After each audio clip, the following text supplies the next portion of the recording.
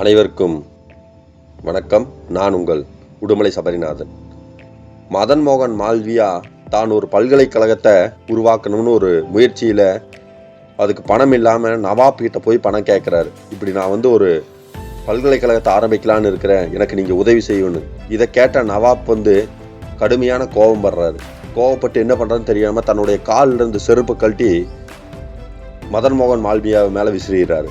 இப்போ அந்த செருப்பு எடுத்துட்டு போன மால்வியா என்ன பண்றதுன்னு தெரியாம யோசிச்சு பார்த்துட்டு ஒரு பெரிய சந்தையில கொண்டு போய் இது நவாப்புடைய செருப்பு, இந்த செருப்பை விலை கொடுத்து எவ்வளோ விலை போகுதோ அந்த விலைக்கு யார் வேணாலும் வாங்கிக்கலாம் அப்படின்னு ஏலம் விடுறாரு.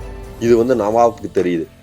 நவாப்புக்கு தெரிஞ்ச உடனே நவாப் என்ன பண்றாருன்னா, நம்ம பயன்படுத்தின செருப்பு குறைவான விலைக்கு யாராவது வாங்கிட்டு போயிட்டா நம்மளுக்கு அசிங்கமா போயிரும்னு இவரே ஒரு பெரும் தொகையை கொடுத்து அந்த செருப்பை வாங்கிட்டார்.